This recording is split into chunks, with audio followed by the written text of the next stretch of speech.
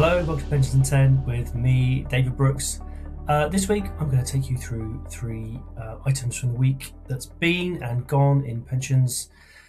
And first of all, we're going to start with probably the biggest news story, got quite a few headlines, hit the national press as well. So it's the annual release of the Retirement Living Standards from Pensions UK, formerly PLSA, formerly NAPF. Anyway, so what they do every year, they look at the costs to live particular lifestyles, and they map these to what you might need in retirement. So these are just like, this is spending. This isn't gross income. This isn't necessarily net income, but this is what you will need to have to live across three particular types of lifestyle. They have a minimum, a moderate, and a comfortable.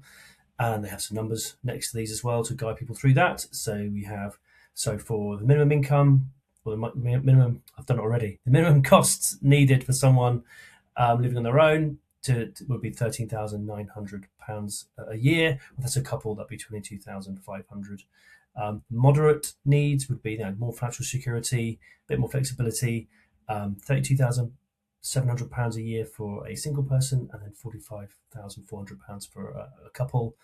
And then for a comfortable lifestyle through your retirement, you'd be expecting to spend £45,400 if you're on your own, or £62,700 if you were part of a couple.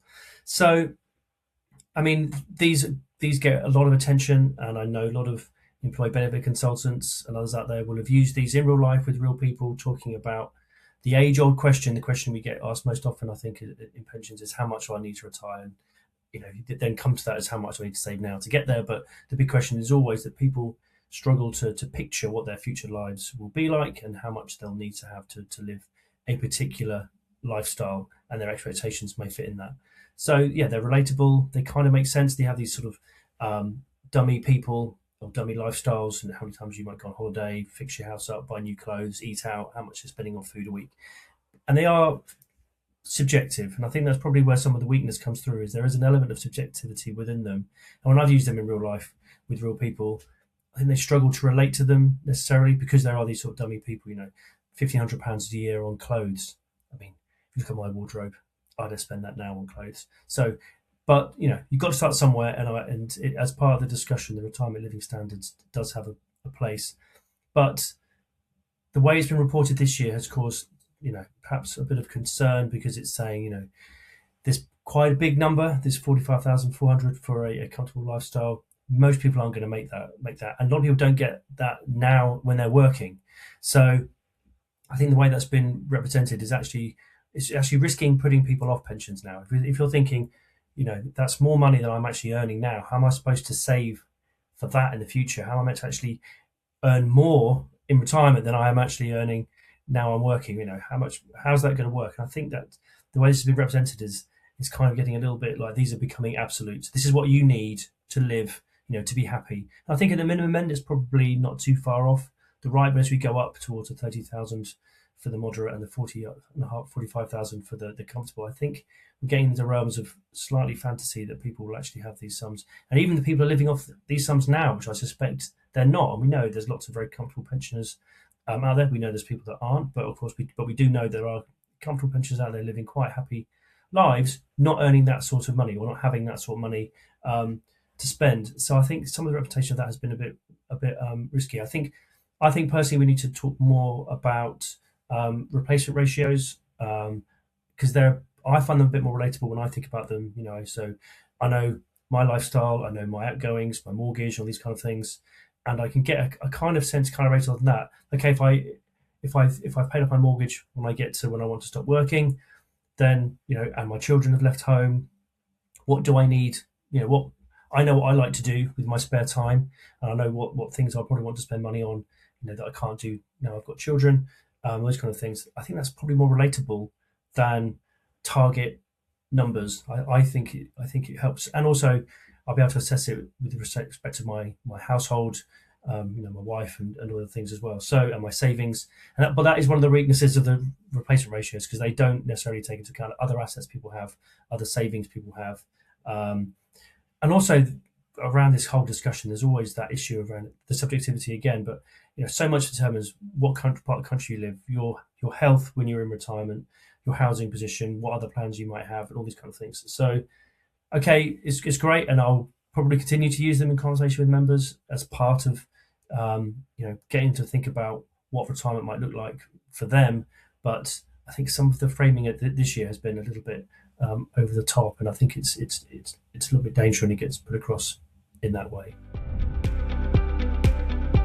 Okay, the second story I wanted to talk to you about was some work from PASA they just issued, and this is a bit more in the world of the industry, because PASA does a lot of great work for the industry, especially the administration side of things. And they've done a paper on careers in pension administration. I think this is an incredibly important area. Anyone who works in administration, that's very close to my heart. I used to be an administrator, not a very good one, but I was one. And it's a very difficult job. And I haven't done it for about 20 years on the ground, and it has changed dramatically since those days. Far more complexity, far more nuance to the role, lots of other different things to think about. And so what they're calling for, what PASA are calling for, is a bit more consistency. The way that administrators firms are looking at these careers, and some consistency with job titles and definitions would be good. They highlight some challenges around career progression, especially mid-career. Things get a little bit unclear where the next steps for some people might be, and also acknowledging there's a growth of technology in the industry as well, and we're all adopting to AI. I think every conversation at the moment seems to have AI in it. Remember, like 2016, every conversation had Brexit in it. Now every conversation seems to have AI in it, but we have to talk about it because it's so integral to everything that's happening. So they're proposing looking at administration across job families. So I'm reading it here because I can't remember them all. But you've got core administration and delivery. So, what we might think of, if you were asked what you might think of as sort of traditional administration dealing with member queries. In there you have technical specialists and operational risk being assessed, and then client projects and change, so CRMs, project delivery, change management, those sorts of things. And then the sort of the ancillary roles around scheme finance, treasury, leadership, technology, systems, all those sorts of things. And then they very helpfully go on actually, and this was quite a nice surprise as I was scrolling through the what they're calling a skills compass. And so, to try to help people, I think with that career progression point of view, most people probably will start as a trainee administrator, learning the ropes, learning about benefits and dealing with members and all those sorts of things. But then your people will, have their own strengths and weaknesses, and actually identifying where next for you. Do you want to be going to more projects team? Do you need to, is the technology side of things interesting to you, programming, calculations, or is the finance side more interesting, or treasury, or payroll? Or the bit I liked best, talking to members, do you want to carry on doing that and helping people as they're trying to make these decisions and dealing with deaths and these kind of stuff as well? So, it doesn't sound enjoyable dealing with deaths, but actually, I was actually talking to a colleague in the office yesterday, and we were both reminiscing about doing admin. We both agree that, the days when you help someone, a widow going through a really terrible time, she's lost her husband and trying to deal with what happens next, are incredible. This stuff happens, and we're there and we can help people, and it's incredibly rewarding work when it goes well. So really useful thing. Urge those in the industry to look at that and consider how administration, which is going to be around for many years, underpinning millions of people getting the right pension at the right time and paid to the right person. So yeah, really important stuff and great stuff from PASA again. And for my final few minutes with you, I just wanted to get you updated where we are with the IHT progress. So across May, two things have come out from HMRC. One was some technical guidance. I don't think they actually called it guidance, but basically a lot about the process, how it's going to work, and lots of new concepts in there that we're going to have to get used to very quickly because this is in force from April 2027. So they did that, and then also consulting on some information regulations around the flow of information through various stages. So there's some new concepts we need to get up to speed with, things around notional property valuations, because until you know who the beneficiary is going to be, the personal representative doesn't necessarily know if there's going to be an inheritance tax bill, but they might want to know roughly the size of the fund that's coming through. And so that's really, really useful, and it's a new concept that administrators have to get used to quite at the beginning of the process and be able to provide those values quite quickly. There's also the areas around the withholding of tax. So if the personal representative is expecting to have an inheritance tax bill, then they can ask the scheme to withhold up to 50% of the beneficiaries' benefits, and they might get used to pay the tax.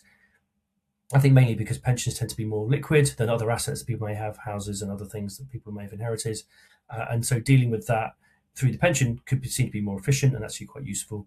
And then the direct payment scheme, where payments can be made from the scheme to HMRC on behalf of the beneficiaries or the estate. So there's some of the key new areas we're going to have to get used to. There's lots in there around, information. There's some quite complex areas around identifying personal representatives before grant of probate has been issued, and that's going to take a little bit of thinking, working through what evidence we'll need to be sure we're dealing with the right people. I still think one of the key issues with this is the sort of the flow that the HMRC are putting through. All sounds very good, all sounds very easy when there's a will and a personal representative in place and everything's straightforward, and they find the pensions in good time, because you've got 6 months from the death to account for the tax, otherwise interest starts accruing, and that's not great. So I think it's going to be concerning when we have those cases where we only find out someone's passed away due to a mortality trace, or a long time after the fact through other reasons, which unfortunately is common in administration. It's not. Yes, most cases are relatively straightforward. Most cases the beneficiary is a spouse, but it's going to be those edge cases, and I think that's going to be the problem. Is the difficult cases, especially I think in DB world, which is the world I work in more, DB pension administration. The edge cases are going to be difficult, and we'll need to make sure that our processes are in place to make sure that we can deal with it. Those cases don't happen every week, but they happen, and we can deal with them smoothly. The timeline for this is going to be tight. There's HMRC are pledging to do lots of things over the summer and into the autumn, winter, and there's going to be some sort of communications campaign going out. But they are not promising any final guidance until spring 2027, and noting spring begins on the 21st of March, and this goes live from the 6th of April. That doesn't give us a lot of time. So I'm hoping that the process is well flagged and issues are well identified on the way, and the guidance is just a full stop. We're all aware of all the problems along the way, but we'll have to wait and see. Okay, thank you for joining me this week. Sorry it's on my own again. I'm doing this on a Friday as well because I'm going to Darlington on Monday for busy times, meeting my new office, going to see the new office in Darlington. So excited about that. But yeah, hopefully you enjoyed the little update on a few things from the last week in pensions. Don't forget, if you see this on LinkedIn, click a like, give a share. And if you've seen this because it's dropped in your inbox, do share it with other friends and colleagues, or encourage them to subscribe and they get this in their inbox on a Wednesday. But see you again next time. Thank you.